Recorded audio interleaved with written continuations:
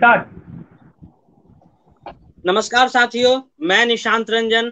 आज हमारे इस परिचर्चा में जो गौरैया तथा गौरैया संरक्षण तथा पौधारोपण और वृक्ष संरक्षण में जो बाजारवाद चल रहा है, उस पर आज हम लोग एक छोटी सी परिचर्चा आयोजित कर रहे हैं। इसमें आप सबों का मैं तहे दिल से स्वागत करता हूं। मैं निशांत रंजन रंजन अध्यक्ष पर्यावरण योद्धा हूं। आज के हमारी इस परिचर्चा में मुख्य अतिथि के रूप में सर्वप्रथम दिनेश सर जुड़े हैं, जो पीआईबी के निर्देशक भी हैं तथा बेहतरीन पर्यावरणविद हैं। आप लोगों ने कई परिचर्चाओं में उनसे उनकी बातों को सुना होगा और काफी अच्छे पर्यावरण के विषय में अपना ध्यान रखते हैं और पर्यावरण की बातों को बहुत गंभीरता से रखते हैं। हमारे दूसरे मुख्य अतिथि हमारे दीपक सर हैं, जो भागलपुर से जुड़े हुए हैं। सर एक बेहतरीन बर्ड वॉचर हैं और अपने क्षेत्र में काफी ख्यात प्राप्त हैं और साथ ही पक्षियों के संरक्षण के क्षेत्र में काफी ज्यादा सर का योगदान है। कटिहार में, बांका में, भागलपुर जिले में सर का काम काफी सराहनीय रहा है। हमारे तीसरे मुख्य अतिथि देवेंद्र सर हैं, जो नीम तुलसी अभियान के प्रणोत है। उसके अलावा बक्सवाहा जंगल बचाओ अभियान में तो उनकी ख्याति राष्ट्रीय स्तर पर पहुंचा दी। सर ने जिस लगन से, मेहनत से बक्सवाहा आंदोलन को राज्य को की सीमाओं को बाहर निकालकर जो देश के प्रधानमंत्री और राष्ट्रपति कार्यालय तक पहुंचाया, उसके लिए सर के जज्बा को मेरा सलाम है और हमारे पूरी टीम की ओर से सर को बहुत बहुत सलाम है। आज हमारे तीसरे प्रमुख वक्ता हैं और हमारे चौथे प्रमुख वक्ता हमारे आदरणीय संजय सर हैं, जो गौरैया संरक्षक तथा पीआईबी में सहायक निर्देशक के पद पर हैं। सर साथ ही मीडिया मोर्चा के संपादक भी हैं। सर हमेशा पर्यावरण संरक्षक और में काफी सर का योगदान रहा है। केवल गौरैया संरक्षक तो एक पहलू है, लेकिन सर केवल गौरैया संरक्षक नहीं, सर उसके साथ साथ कौआ संरक्षण में भी काफी सर का योगदान है। वृक्षारोपण और वृक्षों के संरक्षण में भी सर का काफी योगदान है। बहुत कम लोग को पता है कि कंकरबाग में जब पुराने जो वृक्ष थे उनके यहाँ कंक्रीट का रोड बना दिया गया, तो सर ने एक आंदोलन का भी नेतृत्व किया था और उस आंदोलन के तहत ही पूरे कंकरबाग में जगह जगह रोडों को तोड़कर वृक्षों को, जड़ों को फैलने के लिए स्थान दिया गया था। तो सर का मैं तहे दिल से शुक्रिया अदा करता हूँ और आप तमाम श्रोतागण जो हमारे साथ जुड़े हैं, उन सब को मैं हार्दिक आभार प्रकट करता हूं कि आप लोग हमारे साथ जो जुड़े और हमारी इस परिचर्चा में भाग लिए। आज का परिचर्चा का बिंदु बहुत ही प्रमुख है, बाजारवाद। जिस प्रकार समाज सेवा का मतलब होता है वैसा काम जिसमें किसी व्यक्ति का कोई ना निजी स्वार्थ होता है ना निजी लाभ होता है, लेकिन वर्तमान समय की अगर बात करें तो हर कोई इस क्षेत्र में केवल लाभ के लिए पहुंचा हुआ है। हर किसी को ज्यादा से ज्यादा लाभ कमाने के लिए इस क्षेत्र में पहुंचा हुआ है। हम जब ये वेबिनार शुरू कर रहे थे, कई लोगों ने इसका जमकर विरोध भी किया था। क्यों? क्योंकि शायद उनकी उससे दुकानें बंद हो रही हो या उनके उससे दुकानों पे परेशानी हो। मैं आपको अपने एक वाक्य आपको बताना चाहूंगा। कुछ 3-4 महीने पहले मुझे कुछ लोगों का फोन आया था जो नोएडा से भी विशेषकर बिलोंग करते थे। उन लोगों का स्टेटमेंट था कि आप जो घोषणा वितरित करते हैं, पौधा बांट रहे हैं फ्री में, इसके खिलाफ हम आपका मोदी जी से और अलग अलग नेताओं से कंप्लेन करेंगे, क्योंकि आप जो है लोगों में थी जो पैसे का लेन देन है आप उसको रोकने का काम कर रहे हैं। मैंने कहा कि मैंने तो ऐसा कुछ किया नहीं है सर, हम तो लोगों को सेवा के भाव से बांट रहे हैं। तो नहीं, आप लोगों को स्वार्थी बना रहे हैं, लोगों को आप आलसी बनाने का काम कर रहे हैं। तो इस प्रकार की घटनाएं कई लोगों के द्वारा हुई थी। हमें कई कंप्लेन आते थे कि दूसरे लोगों के साथ भी इस प्रकार का व्यवहार हुआ है। इसीलिए हम लोगों ने मिलकर ये एक आयोजन किया जो पर्यावरण उद्धार और हमारी गौरैया की तरफ संयुक्त रूप से है। और आज का हमारा ये प्रमुख टॉपिक है कि पर्यावरण संरक्षण और गौरैया संरक्षण में बढ़ता हुआ बाजारवाद। इसके लिए सबसे पहले मैं दिनेश सर को आमंत्रित करूंगा कि वो हमारी इस शीर्षक की भूमिका को निर्धारित करें और अब इस क्षेत्र में अपने विचारों को प्रकट करें। नमस्ते सर। बहुत बहुत धन्यवाद निशांत जी। मेरी आवाज क्लियर है? मैं एक बार जरा श्योर होना चाहता हूँ। जी सर, बिल्कुल सर। तो आज के इस कार्यक्रम में मुझे अवसर देने के लिए मैं सबसे पहले निशांत आपका और संजय जी का जो है धन्यवाद ज्ञापित करता हूँ। पिछले एक आध कार्यक्रम में मैं आप लोगों के साथ नहीं जुड़ सका और उसका मुझे अफसोस भी है, क्योंकि इस प्लेटफॉर्म पे हम लोग जो है दिमाग के साथ साथ दिल की बातें करते हैं।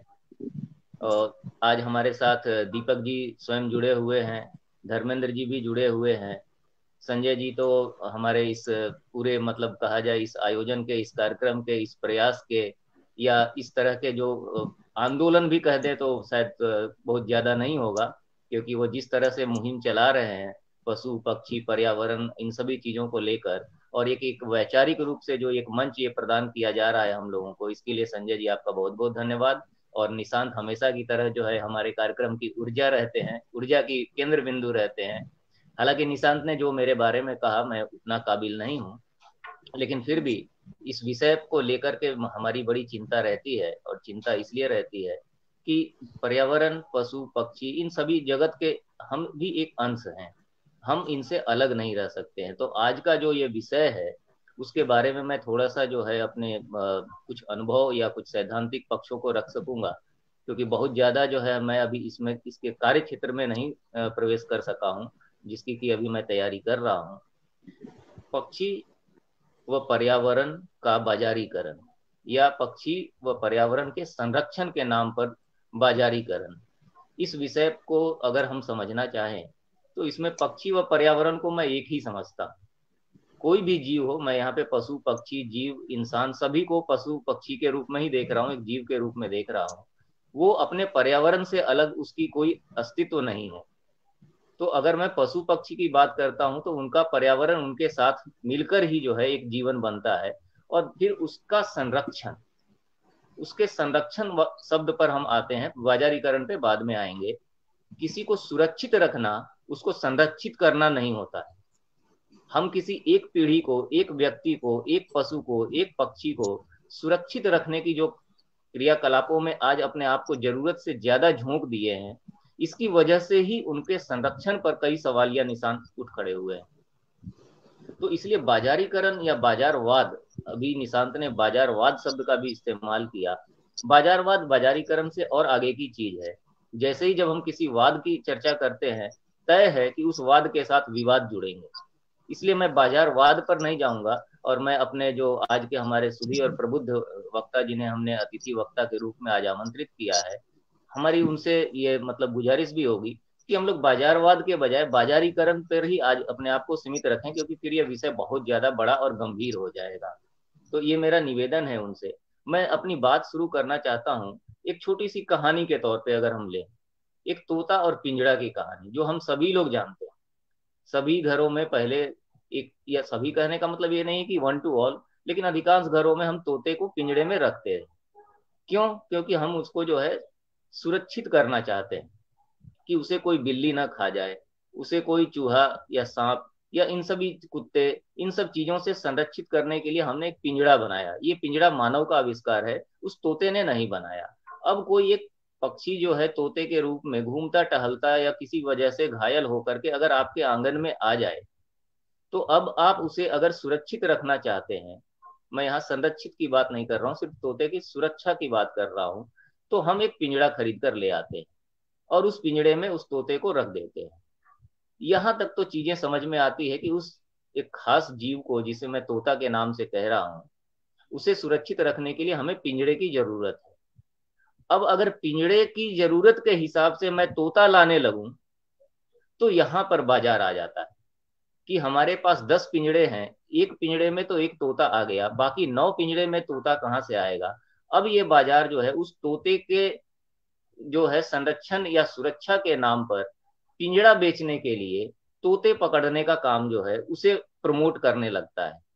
फिर वो तोता बहेलिया पकड़ के लाता है, फिर उसे किसी न किसी को बेचा जाता है। अब यहाँ पे प्रक्रिया उल्टी हो गई। मैं इसलिए ये छोटी सी कहानी जो है अपने अनुभव से हम सभी लोग जानते हैं कि तोते के लिए पिंजड़ा होना और पिंजड़े के लिए तोता लाना, ये दो बातें जो है यहीं पर जो है हमारी दिशा बदल जाती है, और यहाँ पर हम फिर बाजार की ओर बढ़ने लगते हैं। तो इससे हमें यह समझ में आता है, और यहाँ मैं इसलिए सुरक्षित और संरक्षित की जो बात कर रहा था, मैं एक तोते को उसके एक जीवन काल में सुरक्षित रख सकता हूँ पिंजड़े के मार्फत ही, समझ लें। लेकिन क्या पूरे तोते की नस्ल संरक्षित हुई?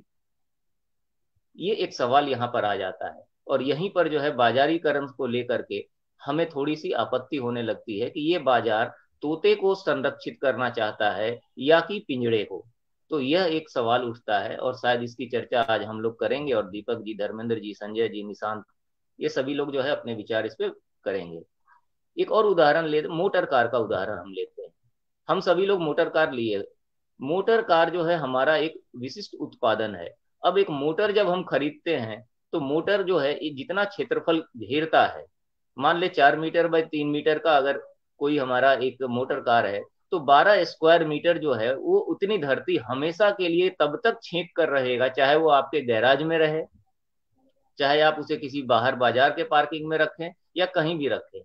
तो अब हमें ये देखना है कि बाजार जो है वो मोटर कार को तो प्रमोट करता है, लेकिन उस मोटर कार को फिर हम किस तरह से रखेंगे, उसके लिए जितनी जमीन हमारी हमेशा के लिए चली गई, तो क्या यह संरक्षण सुरक्षा किस किस रूप में इसे देखा जाए। यहाँ पर फिर ये हो जाता है कि मोटर को बाजार के हवाले कर दिया गया। उसी तरीके से आप अगर देखें, अब मैं सीधे पशु पक्षियों के इस पे आए, कई देशों में हमने देखा है कि डॉल्फिन के शो आयोजित किए जाते हैं। डॉल्फिन को हमने पकड़ लिया, पकड़कर उसे प्रशिक्षित किया, प्रशिक्षित करके हमने उसका तमाशा बना दिया, और उसके बाद टिकट लगाकर जो है उसके खेल तमाशे से हमने अपना जो है उसमें से जो है कुछ ना कुछ रिटर्न जिसे हम कहते हैं वो लेना शुरू कर दिया। अब यहाँ पर पुनः यही सवाल उठता है कि ये डॉल्फिन का संरक्षण है, डॉल्फिन की सुरक्षा है, या कि डॉल्फिन का बाजारीकरण कर दिया गया है। आप मछली घर में देखें वही हालत है। पोल्ट्री पोल्ट्री फार्म, मुर्गा का जो हम पालन, मुर्गे मुर्गियों का जो पालन करते हैं, क्या ये हम मुर्गे के संरक्षण या सुरक्षा के लिए कर रहे हैं, या इसका उद्देश्य कहीं और है। और जब इसका उद्देश्य कहीं और है तो फिर वो बाजार से कितना प्रभावित हो रहा है। ऐसे ही आप देखें तो हम जीव जंतुओं में मानव को भी रखता हूँ। आप देखेंगे मानव तस्करी भी होती है, चाहे वो देह व्यापार के लिए हो, श्रम के लिए हो, गुलामी प्रथा भी हमने देखा है, जो कि आज हम उससे उबर चुके हैं। ये सारी चीजें क्या है? ये सारी चीजें वही है कि जब बाजार की भूमिका जो है ऊपर हो जाती है, पिंजड़े से पिंजड़ा महत्वपूर्ण हो जाता है, तोता उतना महत्वपूर्ण नहीं होता, या कभी कभी तो गौन हो जाता है, तब यहाँ पर बाजारीकरण जैसा मैं समझता हूँ। तो इसी तरीके से आप देख ले, नदी नदी का बाजारीकरण हो गया। नदी किस लिए बना है? नदी बहने के लिए, नदी के पानी है, नदी से हमने क्या किया, हमें उससे लाभ लेना है, हमने नहरें बना दी, हमने उस पे बांध बना दिया, हमने उसके कई तरह से पनबिजली के प्रोजेक्ट लगा दिए। अब नदी जो है, नदी का काम छोड़कर बाजार के अनुरूप जो है कितनी बिजली पैदा करती है, उसका पानी कहाँ कहाँ तक हम पहुंचा सकते हैं, किन उद्योगों में उस पानी की खपत हो सकती है। यहाँ मैं पेयजल की बात नहीं कर रहा हूँ, जब मैं नदी की बात कर रहा हूँ तो मैं पूरी तरह से सिर्फ और सिर्फ पानी की बात कर रहा हूँ। तो ये सारी शर्तें बाजार जो है अपने ऊपर जब लगा देता है, तो हमें ये देखना है कि किसी भी जीव को, पक्षी को उसके पर्यावरण से अलग करके जब हम उसे रखते हैं संरक्षण करने के नाम पर, तो हम धीरे धीरे बाजार की ओर चले जाते हैं। किसी भी जीव को क्या है, भोजन, उसके बाद जो है उसका निद्रा, मैथुन, और उसकी थोड़ी सी सुरक्षा, इतने के नाम पर हम उसे क्या करते हैं कि किसी भी पक्षी को, किसी भी पशु को, किसी भी मछली को उसके मौलिक पर्यावरण से अलग कर देते हैं। इससे होता यह है कि वो एक खास जीव तो कुछ दिनों तक जीवित रहता है, लेकिन उसके बाद उसकी संतति उस तरह से नहीं आ पाती है, क्योंकि वो अपने मूल पर्यावरण से हटकर मानव द्वारा निर्मित पर्यावरण के अंतर्गत जब वो आ जाता है, तो उसका व्यक्तित्व जो है वो समाप्त हो जाता है। तो हमें ये सोचने की जरूरत है कि क्या हम बाजार के हिसाब से जो है अपने पक्षी और उसके पर्यावरण, या किसी भी जीव और उसके पर्यावरण को देखें, या कि जीव के पर्यावरण के हिसाब से जो है हम वहां उनको देखें। तो मेरा ये कहना है कि आज हमने जो अप्रोच रख रखा है वो समावेशी ना हो करके जो है वो इंक्लूसिव ना हो करके एक्सक्लूसिव हो गया है। हम इस चीजों को संरक्षण के नाम पे अलग कर देते हैं। तो इन सब चीजों की चर्चा होगी, मैं ज्यादा समय नहीं लेना चाहूंगा, लेकिन अपनी बात अंत में सिर्फ यही कहना चाहूंगा कि जो हम जब जीव जंतु पर्यावरण की बात करते हैं तो ये जीवन है, जीवन से जुड़े ये सारे तत्व हैं हमारे। तो हम जीवन शास्त्र बनाम अर्थशास्त्र, और मैं ये जोड़ना चाहूंगा कि जीवन शास्त्र बनाम अर्थशास्त्र के साथ साथ बनाम जरूरत शास्त्र, ये जरूरत के हिसाब से हम क्या कर रहे हैं उसकी तो एक परिभाषा दी जा सकती है, उसे एक हद तक जस्टिफाई किया जा सकता है। लेकिन जैसे ही वो बाजार के हिसाब से आता है, बाजार जो है वो अपने आप में एक अपना उसका एक सिस्टम होता है, वो अपने आप को सस्टेन करने के लिए बाजार जो है कई चीजें उसमें शामिल हो जाती हैं। जैसे आप देखें, बाजार में सबसे पहले उसमें निवेश के नाम पर पूंजी पूंजी होता है, प्रचार होता है, श्रम होता है, विनिमय, वितरण, परिवहन, ये सारी चीजें, मुद्रा, मुनाफा, और इन सब के लिए एक तंत्र बनाया जाता है। तब हम क्या है कि इस अर्थशास्त्र के इन सभी तत्वों के हिसाब से जब काम करना शुरू करते हैं, तो ये स्पष्ट है, जाहिर है कि फिर उसमें पशु पक्षी जीव जंतु पर्यावरण मानव, या सिर्फ एक शब्द कहें जीवन, वो जीवन गौण हो जाता है। तो हमें यही देखना है कि क्या हम जीवन शास्त्र बनाम अर्थशास्त्र को जो है, क्योंकि यहाँ मैं बाजार को अर्थशास्त्र के रूप में परिभाषित करने की कोशिश कर रहा हूँ। तो मेरा ये आज निवेदन होगा कि हमारे जो अतिथि वक्ता है वो हमें इस विषय पर और ज्यादा आगे जागरूक करें और अपने अनुभवों से हमें भी जो है, हमारे ज्ञान को भी थोड़ा और बढ़ाए कि क्या हम पशु पक्षी पर्यावरण और बाजारीकरण जो है, इन दोनों दिशाओं में आज कहाँ पर खड़े हैं और हमें किस दिशा में आगे बढ़ना चाहिए। मेरा मानना यह है कि जीवन शास्त्र सबसे महत्वपूर्ण है और बाकी अन्य शास्त्र जो है जीवन शास्त्र के अंतर्गत ही आते हैं। बहुत बहुत धन्यवाद संजय जी आपका और निशांत आपका।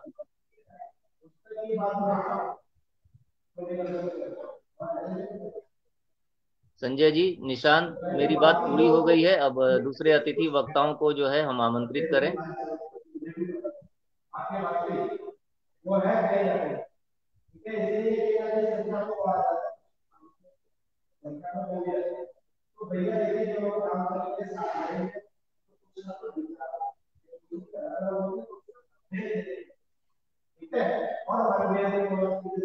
निशांत, मेरी आवाज जा रही है आप तक?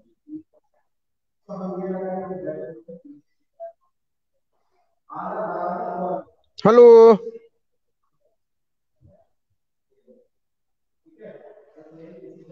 निशांत, आपकी आवाज म्यूट है,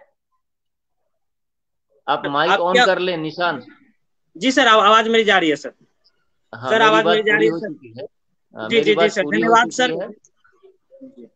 सर बहुत बहुत धन्यवाद सर आपका।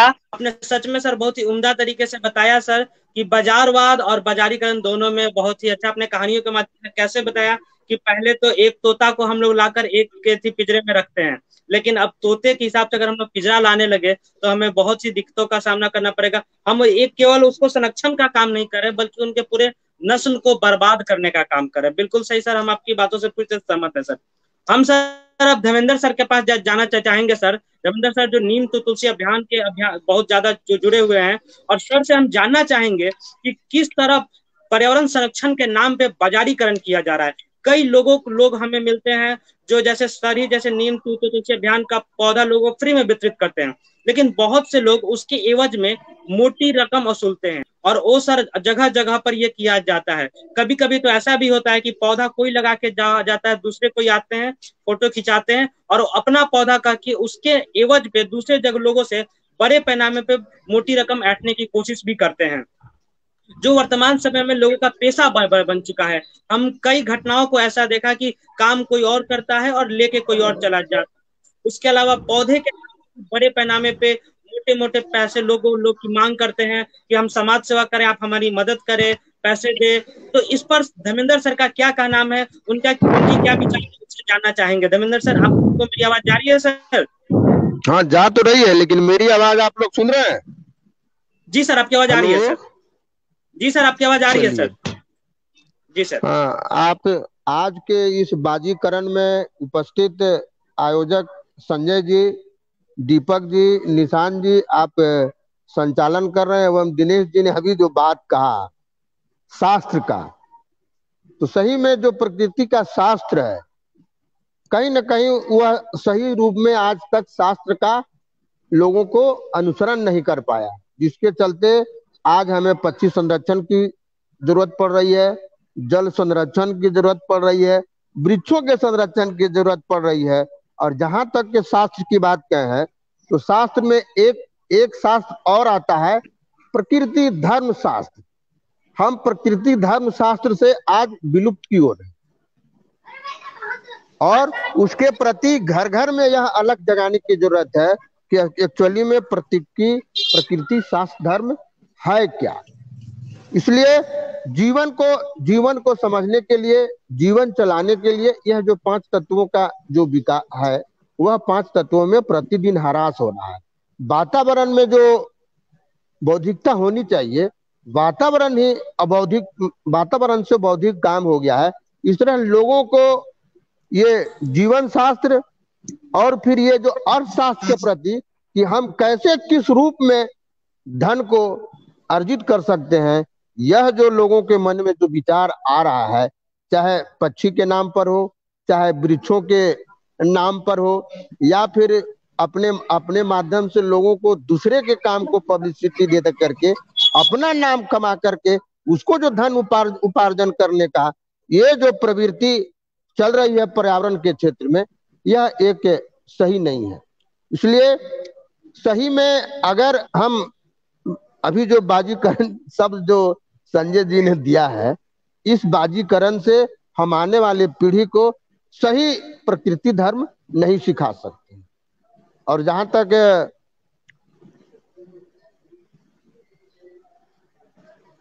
धर्मेंद्र सर, आपकी आवाज नहीं आ रही है सर। जी सर, आवाज, हेलो, तो हम तो हाँ सर, अब आ रही है सर, अब आ रही है, अब आ रही है सर आवाज, आप बोलिए सर। हाँ, तो मैं कह रहा हूँ कि दीपक जी ने अभी शास्त्र की बात कर रहे थे, जीवन शास्त्र, अर्थशास्त्र, तो मैं उसी शास्त्र में कहूंगा कि आज के परिवेश में प्रकृति शास्त्र की बात हर एक घरों से होनी चाहिए और प्रकृति धर्म के प्रति लोगों को बीच में सही प्रकृति का जो धर्म का जो रूप है उसको लोगों को बताने की जरूरत है। प्रकृति के नाम पर, पशु ये पक्षियों के नाम पर जो धन का जो उपार्जन हो रहा है या फिर दूसरे के कामों को दिखा करके अपना नाम कर करके जो बाजीकरण की बात हो रही है, चाहे वृक्षारोपण के माध्यम से हो या फिर गरवैया के माध्यम से हो या फिर पक्षियों के माध्यम से हो, यह आने वाले परिवेश में यह जो प्रवृत्ति चल रही है, यह प्रवृत्ति से हम प्रकृति को नहीं सजा सकते। इसलिए मैं तो बराबर कहते आया हूं कि वातावरण से बौद्धिकता गायब हो गई, इसलिए लोगों में विचार प्रदूषण हो गया और विचार प्रदूषण के चलते भिन्न भिन्न तरह के दिमागी सोच उत्पन्न होता है कि हम कैसे ज्यादा से ज्यादा धन उपार्जन कर सके, दूसरे को काम को मैं अपने काम में गिना सकूं, समझे ना। इन्हीं बातों के साथ हमको उधर भी मीटिंग में शामिल होना है, उधर भी मैं देख रहा हूं। विशेष यह बाजीकरण से बचना होगा और बाजीकरण के बरानों में हर एक घरों के बाजू में इस बाजीकरण को उजागर करना होगा, तभी आने वाले दिनों में हम प्रकृति धर्म की रक्षा कर सकते हैं। सर, आपसे एक छोटा सा सवाल था सर मेरा, एक व्यक्ति ने मुझसे सवाल किया, वो मैं पूछना चाहता हूं सर आपसे, अगर आप 2 मिनट का समय दे पाए तो हो पाएगा सर? हाँ, बोलिए बोलिए। सर, मेरे एक मित्र ने क्वेश्चन किया सर कि कोई दुकानदार है, वो सामान खरीद कर लाता है और सामान बेचता है, तब तो वो दुकानदार हो गया। लेकिन अभी वर्तमान में बहुत से ऐसे लोग हो गए हैं कि जो दूसरे से पौधा खरीद के लाते हैं और दूसरे किसी को बेचते हैं, तो इन दो और अपने आप को समाज सेवी कहते हैं। तो सर, इन दुकानदार भी तो एक तरह से फिर ये समाज सेवी कहाँ से आ गया? जैसे एक दुकानदार सामान खरीद के लाता है और बेचता है, उसी तरह ये भी पौधे खरीद के ला रहे हैं और बेच रहे हैं, तो फिर इसमें समाज सेवी या हम बहुत संरक्षक है, इस प्रकार के लोग अपने नामों में बहुत ज्यादा यूज कर रहे हैं, या कहो कि मतलब आम भाषा में कि लोग हर कोई अपने आप को पर्यावरण प्रेमी दर्शाने के लिए ये सब काम कर रहा है। इस पर सर आपसे हम थोड़ा सा मात्र 2 शब्द चाहेंगे सर, आपका चूंकि आपका समय बहुत कीमती है सर, लेकिन 2 शब्द सर हम सुनना चाहेंगे सर। अब देखिए, जो बाजीकरण है हर एक क्षेत्रों में कुछ न कुछ कहीं न कहीं, अब जैसे गुरुद्वारा में अगर है तो सच्चे मन से एक दूसरे से डोनेशन लेते हैं, उस डोनेशन के नाम पर फिर वो लोगों को लंगर खिलाते हैं या फिर सामाजिक काम करते हैं, लेकिन वो सच्चे मन से करते हैं। और कुछ लोगों का ध्येय जो होता है कि हमको समाज के बैनर लगा करके समाज के आड़ में हम धनोपार्जन करते हैं। जैसे अभी जो एनजीओ चला हुआ है, अभी जहां आप बोलिए कि हम एनजीओ चलाते हैं तो लोग आपको हे दृष्टि से देखा कि समाज सेवा नहीं है, कि कागजी घोड़ा दौड़ाने वाला समाज सेवा है और कागजी घोड़ा दौड़ा करके अपना ये परफॉर्मेंस आगे बढ़ाए हुए हैं और कहीं ना कहीं से धन उपार्जन कर रहे हैं और कागज पर ही सारा काम कर रहे हैं, या फिर कहीं से भी वृक्ष ला रहे हैं तो कागज पर ही वृक्ष इधर से लाए उधर कर दिए। समाज सेवा के बारे में अगर कहीं भी सीखना हो तो अपने देश में गुरुद्वारा में जाके सीख सकते हैं कि एक से एक बड़े लोग जो है जूझाट होने के लिए, हम कई गुरुद्वारों में खाना खाया है लेकिन हमको लोग वहां थारी नहीं मंजने कि नहीं। और एक बड़े से बड़े जो गुरुद्वारा में जो सरदार जो लोग हैं वो लोग देखते हैं, लेकिन हम तो बार बार कह रहे हैं कि अंदर से जो समाज सेवा की जो भावना होनी चाहिए वो भावना की आज कमी है, जिसके चलते हम तमाम समाज सेवी पर्यावरण के क्षेत्र में काम कर रहे हैं फिर भी जल का जलस्तर नीचे क्यों जा रहा है? हम तमाम पक्षी के क्षेत्र में काम कर रहे हैं, लेकिन गौरवैया की संख्या क्यों नहीं बढ़ रही पा रही है? यह सब एक सोचनीय विषय है।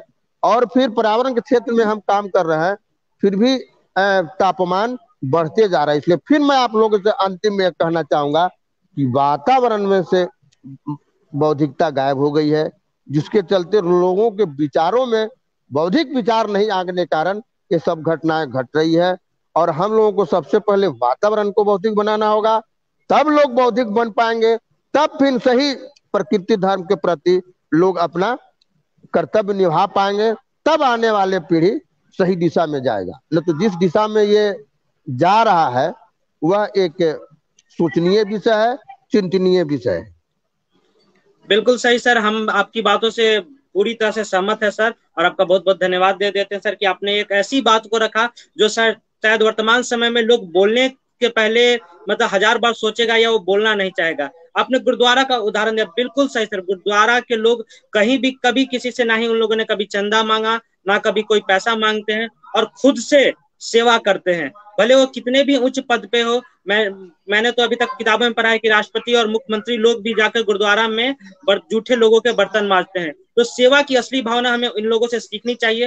वर्तमान समय में लोग डोनेशन मांग कर और फिर काम करते हैं, तो डोनेशन मांगने की जरूरत ही क्या है? आप काम करें, अगर आपके काम लोगों को पसंद आएगा तो जरूर आपके साथ वो लोग काम देंगे। बिल्कुल सही सर, आपने बहुत अच्छी बातें कही सर, आपका बहुत बहुत आभार सर मैं कहूंगा। अब हम चलते हैं अपने तीसरे प्रमुख वक्ता और जब पक्षियों के संरक्षण में विशेष कार्य करने वाले हमारे दीपक सर के पास। सर एक बहुत ही उच्च कोटि के बर्ड वॉचर हैं, और उनके कार्य भागलपुर और कटिहार के क्षेत्र बांका में बड़ी पैमाने पर विख्यात है। सर ने बहुत अच्छा काम किया है। तो हम दीपक सर के पास चलते हैं। दीपक सर का क्या नजरिया है कि पर्यावरण संरक्षण और गौरैया संरक्षण, अलग अलग पक्षियों के संरक्षण में जो अभी बाजारीकरण किया जा रहा है, लोग उसमें मोटे रकम मांगते हैं और काम कुछ नहीं करते हैं। अब पैसे मांगने की जरूरत ही लोगों को क्यों पड़ती है? लोग अच्छे से काम करें, खुद से काम करें, जितना हो पाए उतना ना करके लोग अत्यधिक क्यों काम करना चाहते हैं और उससे लाभ क्यों कमाना चाहते हैं? हम सीधे चलते हैं दीपक सर के पास। दीपक सर, आपको आवाज जा रही है सर?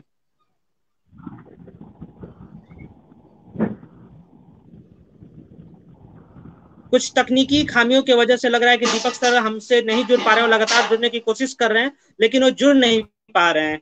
कोई बात नहीं, हम चलते हैं अपने चौथे प्रमुख वक्ता संजय सर के पास। संजय सर से हम इस पे एक छोटा सा शब्द हम लोग चाहेंगे कि थोड़े से भाव बताएं कि क्यों आज के समय में लोग बाजारीकरण पे इतना ज्यादा जोर दिए हुए हैं। कोई व्यक्ति स्वयं नहीं एक टारगेट लेके काम करना चाहता है, जैसे एक दौर में चल रहा हो और ज्यादा से ज्यादा लोगों से लाभ लेकर उसे जल्द से जल्द अपनी कार्य को पूर्ति करना हो। शुक्रिया निशांत जी, शुक्रिया निशांत जी। नमस्कार दिनेश सर, धर्मेंद्र, डॉक्टर धर्मेंद्र जी, दीपक जी किसी वजह से लग रहा अभी नहीं जुड़ा, जुड़े थे लेकिन जुड़ नहीं पाए, उनका भी शुक्रिया। और तमाम जो हमारे अभी श्रोता दर्शक जुड़े हुए हैं उन सभी साथियों का मैं धन्यवाद देता हूं, आभार प्रकट करता हूं कि आज के इस महत्वपूर्ण विषय को सुनने के लिए मौजूद हैं। और अभी जैसे दिनेश सर ने जो बातें कही या धर्मेंद्र जी ने जो बातें कही, पक्षी पर्यावरण का जो कंसेप्ट है कैसे उसमें बाजारवाद का घुसपैठ हुआ, दिनेश सर ने बहुत बारीकी से चीजों को रखा और धर्मेंद्र जी ने सवाल उठाया, बौद्धिकता का सवाल उठाया, प्रकृति धर्म का सवाल उठाया। और एक बहुत ही गंभीर मुद्दा है आज के दौर में। कल मैं एक आर्टिकल लिख रहा था किस तरह से पक्षी जो है पेड़ नहीं मिल रहा है, पेड़ों को जब पेड़ का बसेरा उन्हें नहीं मिल रहा है तो पक्षी अपने घोषणा देने के लिए, अपने दुनिया को आगे ले जाने के लिए मोबाइल टावरों के ऊपर में जो प्लेटफॉर्म है उसका इस्तेमाल कर रहे हैं, वहां घोंसला बना रहे हैं, अंडे दे रहे हैं और बच्चे को पाल रहे हैं। ये बड़ा ही रोचक तथ्य ये है। तो देख समझने और सोचने वाली बात है कि ये आखिर ये कैसे आया। सर ने सही कहा कि मैं नदी की बात नहीं करूंगा, नदी बहने के लिए थी, लेकिन आज से नदी का इतना शोषण हो चुका है कि वो एक बाजार में तब्दील हो चुका है। ये है क्या? आप देखें, सबसे पहले गौरैया पक्षी संरक्षण की हम अगर बात करें या पर्यावरण संरक्षण की बात करें तो पहले ये मिशन हुआ करता था। मिशन प्रकृति के या पर्यावरण के आवरण को बचाने के लिए तमाम जो सरकारें, संस्थाएं, एनजीओ व्यक्तिगत तौर पर सामने आए और उन्होंने पहल शुरू की। पहल शुरू करते करते उन्हें लगा कि किस तरह से हालात बिगड़ रहे हैं। अगर हम हिंदुस्तान की बात करें, अगर मैं पटना की बात करूं, तो मुझे खुद नहीं पता था कि गौरैया जो है वो विलुप्त हो रही है। 60 से 80% गौरैया गायब हो चुकी है। इसके पीछे रीजन बहुत सारे थे। और भी पक्षी, कौवा गायब हो चुका है। पितृ पक्ष में लोगों को कौवा को खिलाने को नहीं मिल रहा है। पेड़ों का बेइंतहा कटाई हो रही है। जिस तरह से पेड़ों को काटा जा रहा है, अब हमारा दम उन्होंने फुला दिया है। जान के आपको आश्चर्य होगा कि 17 फुटबॉल के साइज का जो जंगल है वो हर साल बर्बाद होता है। बहुत बड़े रिसर्चर ने इसको सामने लाया है। तो ये शोध आते रहते हैं हमारे सामने और सवाल उठते रहता है कि हम इसका संरक्षण कैसे करें। सरकारें भी आ रही हैं, संस्थाएं भी आ रही हैं, विदेशी एनजीओ आ रहे हैं। अब इसमें बाजारवाद कैसे घुस गया, इसमें बाजार कैसे आया। निशांत ने जैसे कहा कि मैं निःशुल्क जब घोषणा बांटता हूं तो सवाल खड़े किए जाते हैं, डांटा जाता है, डपटा जाता है। जैसे वेबिनार की बात हुई तो लोगों ने कहा वेबिनार क्यों कर रहे हैं आप लोगों के बीच जाकर बताइए। मैं यह बताना चाहूंगा कि कम्युनिकेशन, संचार एक ऐसा मंत्र है, एक ऐसा तंत्र है कि इसके आधार पर ही हम बातों को अंतिम कतार में खड़े व्यक्ति तक पहुंचा सकते हैं। हो सकता है आज 8-10 लोग लाइव से जुड़े, बाद में इससे 1000-500 लोग जुड़ेंगे, लेकिन ये एक के बाद दो, दो के बाद तीन, तीन के बाद 4 और हजारों लाखों के बीच जाती है। तो कम्युनिकेशन एक माध्यम है। जो लोग अटैक करते हैं कि आप हमारे काम पर अटैक कर रहे हैं, ये हमारा मकसद नहीं है। हमारा मकसद नहीं है कि हम आपके किसी व्यक्ति विशेष पर, संस्था पर, एनजीओ पर हमला करें। हमारा हमला एक ही है कि बाजारवाद जो बना हुआ है उस पर हम करें। आपको जो करना है वो करें, किसी ने रोका नहीं है। जैसे निशांत की मैं बात करूं, निशांत पढ़ाकर जो पैसे मिलते हैं उनके साथ ही कई 10 लड़कों का ग्रुप है। वो चंदे, उस पैसे से वे लोग घोंसला मंगाते हैं और पेड़ खरीदते हैं, घोंसला निःशुल्क में बांटते हैं। चैलेंज है कोई बता दे कि पैसे लेके घोंसला देते हो। सवाल यहाँ पर यह है कि क्या गौरैया ने कहा कि मेरे लिए घोंसला लगाइए?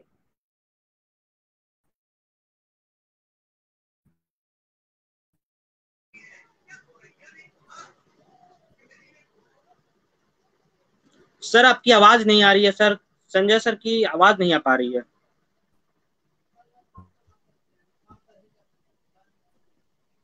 सर आपकी आवाज नहीं जा पा रही है सर।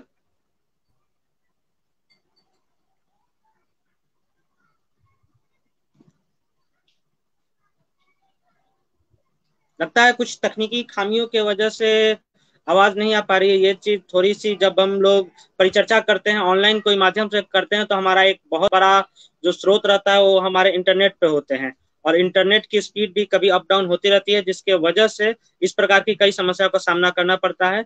हम जल्द ही इसको दूर करने की, तकनीकी खामियों को दूर करने की कोशिश कर रहे हैं।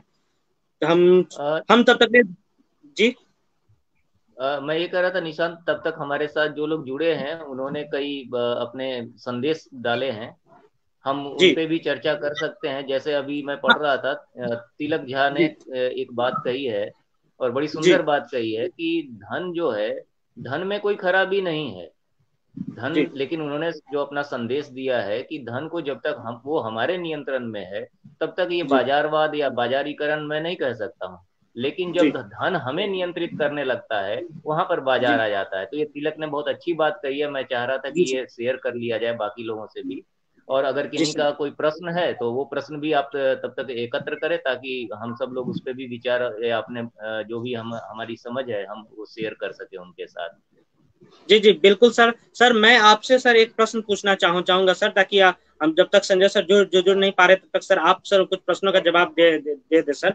जैसे सर अभी के वर्तमान समय में बड़े पैमाने पे लोग जो हैं मिलकर काम करने की जगह एक दूसरे के प्रतिरोध में काम करना चाहते हैं। लोग स्वयं मतलब कोई भी काम तभी पूरा किया जा सकता है जब, लगता है संजय सर जुड़ चुके हैं। हाँ, जुड़ गए। हाँ सर, जी जी जी, हम लोग संजय सर के पास चलते हैं सर, अपनी बातों को पूरा करें, फिर सर हम आपके पास आएंगे सर, आपसे कुछ सवाल पूछने हैं सर। जी सर, अब आवाज आ रही है सर?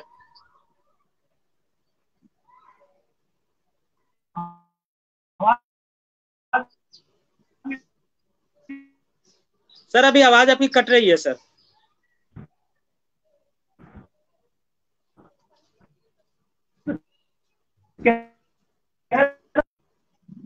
सर आपकी आवाज अभी बहुत कट रही है सर, आवाज क्लियर नहीं आ पा रही है सर।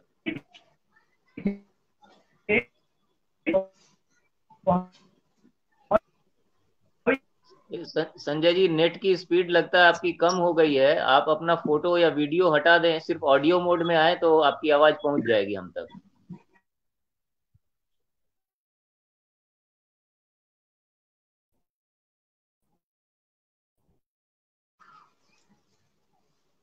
अच्छा, जब तक संजय सर जो नहीं पाते तब तक हम दिनेश सर के पास चलते हैं। दिनेश सर, हमारा जो पुराना क्वेश्चन था कि अगर किसी भी प्रकार का परिवर्तन लाना है तो हमें मिलकर एकजुटता के साथ काम करना चाहिए, लेकिन वर्तमान समय में ऐसी स्थिति नहीं है। भारत सरकार ने 1952 में तय किया था कि मैदानी क्षेत्रों में खासकर 33% क्षेत्र पे वन होना चाहिए, लेकिन भारत सरकार लोगों में जागरूकता की कमी कारण आज भी इस चीज को पूरा नहीं कर पाया है। इस पर सर मैं आपसे चाहूंगा कि आपका क्या कहना है सर, कि आखिरकार लोगों में स्वयं को पहले रखकर, मतलब अपने स्वार्थ की पूर्ति करने का ज्यादा से ज्यादा उन लोग कार्य में लगे हुए हैं, इसका समाज पे बहुत खराब असर पड़ रहा है। इस पे मैं आपसे सर दो शब्द चाहूंगा सर। हाँ, नहीं, आपने दो तीन बातें कही। उस पर पहला तो ये था कि जो है हम सब लोग एक साथ मिलकर काम क्यों नहीं कर पा रहे हैं। तो एक साथ काम इसलिए नहीं कर पा रहे हैं, जैसा अभी धर्मेंद्र जी ने कहा था कि हमारा जो वैचारिक पर्यावरण है वो एक तरह से, उसे मैं कहूँ कि प्रदूषित हो चुका है। हम यह नहीं समझ पा रहे हैं कि हमारा जीवन जो है अन्य जीवन पर पूरी तरह से प्रकृति के अन्य उपादानों पर निर्भर करता है। हम बिल्कुल उससे एक दूसरे के साथ जो है जुड़े हुए हैं। जैसे कि एक आपने और भी कही थी कि भाई एक आदमी पेड़ बेचता है, नर्सरी लगाता है और व्यापार करता है, कुछ मुनाफा कमाता है, इसमें भी कोई खराबी नहीं है। समस्या वहां पर यह उत्पन्न होती है कि पेड़ बेचने वाला सिर्फ पेड़ बेच रहा है, उसे सिर्फ इतना ही समझ में आता है कि मैं दो चार पौधे या सेपलिंग्स बेच दूं तो उसमें मुझे कुछ मुनाफा आ जाएगा। यहाँ पर दिक्कत ये हो रही है कि हमने जीवन को भी जो है इसका जो है आर्थिक मूल्यांकन करना शुरू कर दिया है, जो कि पूरे जीवन का, मैं अगर कहूं कि 0.000 कुछ लगा लें, उसके बाद कोई एक अंक दे दें, उतना प्रतिशत है। अर्थ जो है हमारे जीवन का बहुत ही छोटा सा हिस्सा है। और सच कहा जाए तो ये अर्थ या अर्थव्यवस्था जो है ये हमारी बनाई हुई चीज है। ये प्रकृति शास्त्र से या जो प्रकृति धर्म शास्त्र जिसको अभी धर्मेंद्र जी ने कहा था, ये उसका हिस्सा नहीं है। तो इस वजह से हम एक दूसरे के साथ जो है जुड़ाव जो है वो महसूस नहीं कर पा रहे हैं। अब एक आप समझिए कि पक्षी बेचने वाला या पक्षी को संरक्षित करने वाला ये नहीं समझता है कि उसको पेड़ की भी जरूरत है। पेड़ बेचने वाला ये नहीं समझता है कि इस पेड़ की कहाँ कहाँ और भी जरूरतें हैं।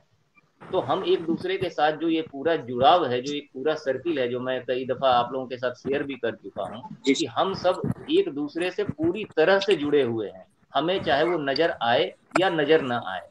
हवा नजर नहीं आती, क्या हम हवा से एक पल के लिए भी दूर रह सकते हैं? तो ये चीजें हमें जो समझ में आती हैं वो हमने समझ लिया है, लेकिन जो चीजें नहीं समझ में आती है आज बाजारवाद उसके अस्तित्व को ही नकार देता है। और यही एक वजह है कि बाजार के हिसाब से हम निर्धारित होने लगे हैं, संचालित होने लगे हैं। हम बाजार के लिए स्वयं को बना दिए। तो वही मैं बात कह रहा था कि धन उपार्जन करने में कोई ऐसी कोई बेजा चीज नहीं है, व्यापार करने में भी कोई दिक्कत नहीं है, लेकिन व्यापार करते हैं उसके लिए बाजार चाहिए।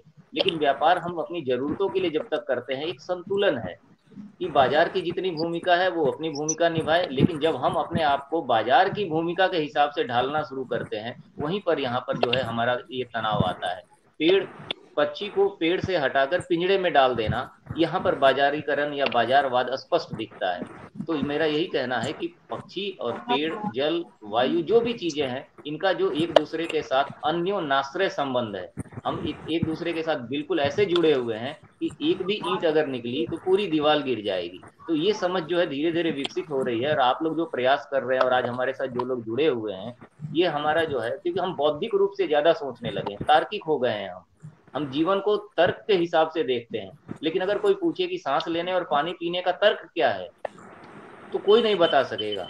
सिर्फ ये कहेगा प्यास लगी है तो मैंने पानी पी लिया। लेकिन पानी और प्यास का क्या संबंध है, प्यास क्या होती है, पानी क्या होती है, प्यास को पानी ही क्यों बुझाता है, कोई और दूसरी चीज क्यों नहीं बुझा पाती है। ये सारी चीजें जो है ना, जब हम एक दूसरे के इंटरडिपेंडेंट जो रिलेशनशिप है, जिसको हम एक होलिस्टिक रिलेशन कहते हैं, पूरा का पूरा एक तंत्र है और हम उसके एक भाग हैं। हमने अपने आप को उस तंत्र को नियंत्रित करने की कोशिश करनी शुरू कर दी है और उसी के ये कई सारे परिणाम आए हैं। नदी को हमने नाले बना दिए, ड्रेनेज सिस्टम उसमें गिरता है, घर का कचरा उसमें जाता है और उससे आप नहर निकाल रहे हैं, वो गंदा पानी खेतों में जा रहा है, खेतों में जो फसल उग रही है उसमें वो गंदगी जो है वहां से चली जाती है, वो फिर हमारे पेट में आता है हमारे भोजन के थ्रू, फिर हमें तरह तरह की तकलीफें होती है। ये पूरा सर्किल है।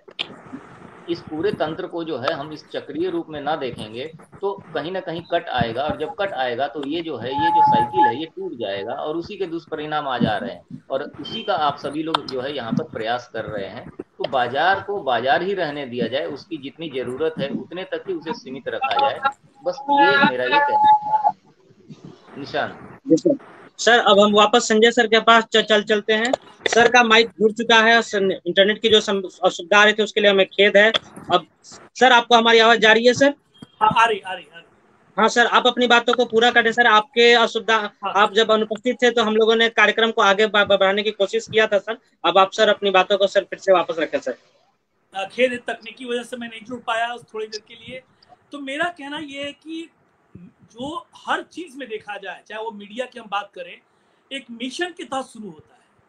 मिशन के तहत जब शुरू होता है तो मिशन धीरे धीरे धीरे धीरे वो फिर व्यवसाय में तब्दील हो जाता है। आज अखबार को देखें, जो मीडिया हाउसेस जब शुरू हुई थी, अगर हम 1780 में जेम्स ऑगस्टस हिकी की बात करें तो उन्होंने अंग्रेजी हुकूमत के खिलाफ, सरकार के खिलाफ उन्होंने अखबार को निकाला था। और आज अखबार की क्या तस्वीर है, मीडिया की क्या तस्वीर है? तो पर्यावरण संरक्षण की बात हो, पक्षी संरक्षण की बात हो, ये मिशन के तहत शुरू हुआ और आज भी लोग कर रहे हैं। कुछ लोग इसमें आकर इसे पूरी तरह से तहस नहस करने की जो धारा बना रखा है उन्होंने, इससे खतरा हमारे प्रकृति पर्यावरण को ही है।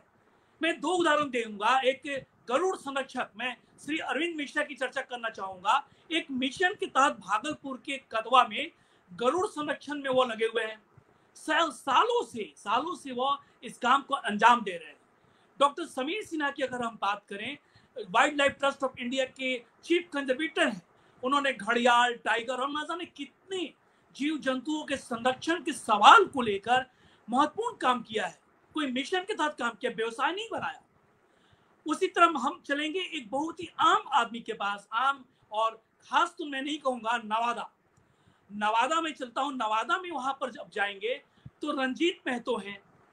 मैंने एक स्टोरी की थी जब दूरदर्शन में था, तो रंजीत महतो दिहाड़ी मजदूर हैं और रंजीत महतो निकलते हैं साइकिल लेकर और जो जहां तहां पेड़ उगाते हैं उन पेड़ों को उखाड़ते हैं, उसको विकसित करते हैं और जो बंजर भूमि है वहां पर पेड़ लगाते हैं। उन्होंने अब तक 20,000 से ज्यादा पेड़ लगा दिया है। 2 साल के पहले की मैं बात बता रहा हूं कि अचानक जब वो पेड़ों को देखने गए, जो पौधे से पेड़ बन गए थे, तो वहां लोगों ने उसे उखाड़ कर फेंक दिया था। वो वहां पर लौट कर छाती पीट कर रोने लगे बच्चे की तरह।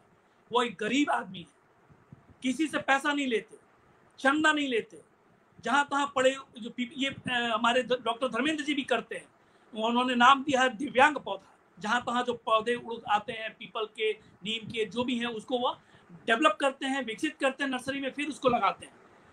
फिर लोगों ने उनको समझाया, अच्छा ठीक है हम इसको लगा देंगे। तो कहने का मतलब है कि रंजीत महतो जैसे व्यक्ति इस पूरे देश में है जो व्यक्तिगत तौर पर काम कर रहे हैं। सरकार तो लाखों करोड़ों पेड़ लगा ही रही है, सवाल भी उठते हैं और व्यक्तिगत तौर पर भी सवाल पेड़ लगाए जाते हैं।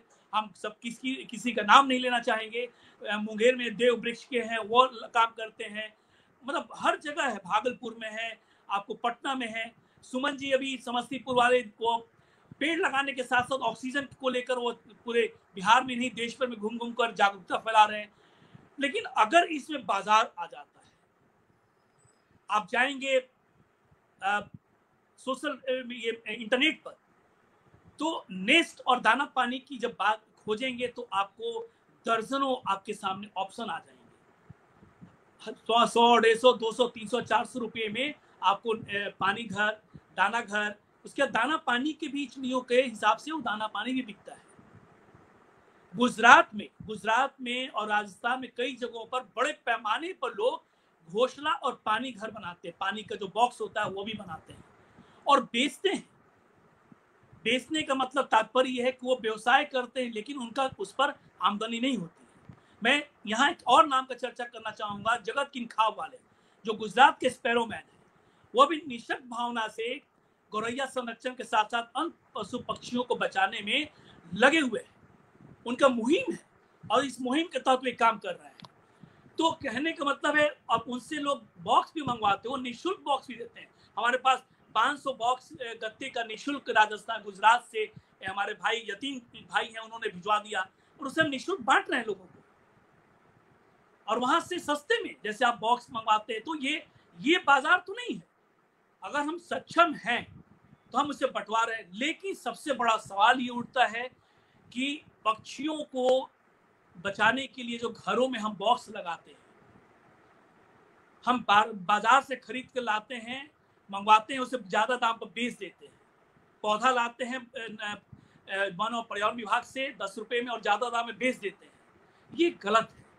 सोचना होगा हमें तमाम लोगों को। चिड़ियों के लिए, खासकर गौरैया घरेलू पक्षी को संरक्षित करना है, बचाना है, तो आप अपने घरों में गत्ते का बॉक्स बना के डाल सकते हैं। बहुत सस्ता होता है, बहुत सस्ता मिलता है। आप 200 रुपये खर्च कर सकते हैं। सोचिए, एक मोबाइल का रिचार्ज मिनिमम हो गया है 200 रुपये, तो हम क्या उसके लिए इतना खर्च नहीं कर सकते? दाना पानी रखने के लिए मिट्टी का पॉट में हम रख सकते हैं, बर्तन मिट्टी का रख के पानी रख सकते हैं। तो हमें उस बाजारवाद की तरफ नहीं जाना होगा।